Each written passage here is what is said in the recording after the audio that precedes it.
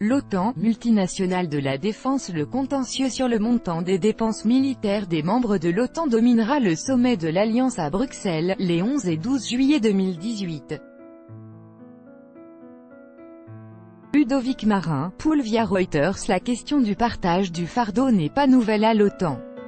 Mais Donald Trump est bien décidé à mettre sous pression les alliés européens.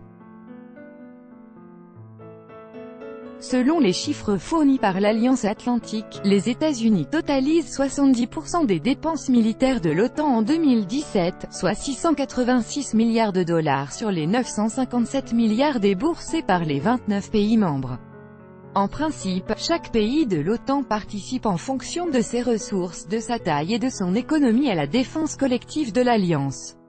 Les États-Unis disposent du plus gros budget de défense au monde. Retour sur une bataille de chiffres en trompe-l'œil. En 2014, lors du sommet de Newport, les pays de l'Alliance s'étaient mis d'accord pour consacrer 2% de leur produit intérieur brut à leur défense. 4 ans plus tard, seuls 7 pays européens sont à ce niveau, les 3 pays baltes, la Pologne, la Roumanie, la Grèce et le Royaume-Uni. Dans le cadre de la loi de programmation militaire 2019 à 2025, LPM, votée cet été, la France a prévu d'y parvenir en 2025 au prix d'une forte hausse des budgets, après 2023, et en fonction des prévisions de croissance, l'Allemagne dans le viseur de Donald Trump. L'Allemagne fait des efforts, mais est très en dessous. À 1,4%, mais la règle des 2% est régulièrement remise en cause, particulièrement par Berlin. À Paris, au ministère des Armées, on soutient une approche constructive et apaisée sur la question.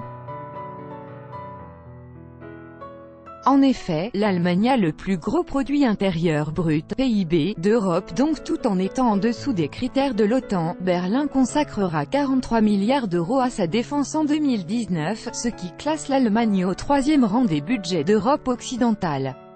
La règle des 2% à l'inverse, en cas de ralentissement de l'économie, la règle des 2% perdrait tout son sens car mécaniquement les budgets de dépenses plongeraient, soulignent les experts. Si les 2% constituent le reflet d'un « effort national », ils ne garantissent pas un engagement chiffré sur une période donnée.